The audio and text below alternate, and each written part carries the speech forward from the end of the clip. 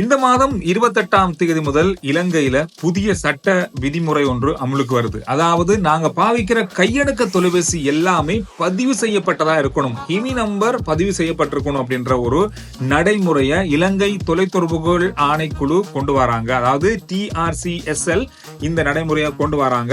இதுல நிறைய விஷயங்கள் உள்ளடக்கப்பட்டிருக்கு. அது உருவான ஒரு காணொலியை ஆர்ஜி சந்துரு ரிப்போர்ட் யூடியூப் சேனல்ல நான் பதிவேற்றம் செஞ்சிருக்கேன். முழுமையா நீங்க பாருங்க. அதை இந்த வீடியோவை நான் இதுல டேக் பண்றேன். அதுல இன்னொரு விஷயத்த நிறைய நண்பர்கள் வீடியோ பார்த்து நீங்க ஒரு கேள்விகளா கேட்டிருக்கீங்க. அதாவது வெளிநாட்டுல நாங்க வேலை செய்யறாங்க அல்லது வெளிநாட்டுல இருந்து வாரினாங்க ஒரு 2 வருஷமோ அல்லது 3 வருஷமோ பாவித்த ஒரு கையடக்க தொலைபேசியை இங்க கொண்டு வந்து பாவிக்க முடியுமா, அதை இங்க பதிவு செஞ்சா தான் பாவிக்க முடியுமா அப்படின்றத கேட்டிருக்கீங்க. எனக்கு தெரிஞ்சு அந்த பாவிக்கப்பட்ட கையடக்க தொலைபேசிகளுக்கு எந்த விதமான நடைமுறைகளும் இருக்காது. அது நார்மலா பாவிக்கக்கூடியதாக இருக்கும். அது பதிவு செய்ய வேண்டிய அவசியம் இருக்காதுன்னு நான் நினைக்கிறேன். உறுதிப்படுத்த இல்லாம இருக்கு.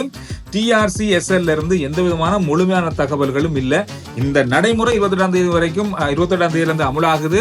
புதிய கையடக்க தொலைபேசிகளை பதிவு செய்யணும் அப்படின்னு சொல்லியிருக்காங்க. ஏற்கனவே இலங்கையில நாங்க பாவித்துக் கொண்டிருக்கிற கையடக்க தொலைபேசிகளையும் பதிவு செய்ய வேண்டிய அவசியம் இல்லை. அந்த தொலைபேசிகள் தொடர்ச்சியா இயங்கும். புதிதா நாங்க வாங்குற அல்லது வெளிநாடுகள்ல இருந்து புதிதா சிம்மே போடாம கொண்டு வர கையடக்க தொலைபேசிகளை தான் நாங்க இங்க பதிவு செய்து பயன்படுத்தணும். அப்படி பதிவு செய்யலன்னு சொன்னா அந்த கையடக்க தொலைபேசி இயங்காம போகும்னு சொல்றாங்க.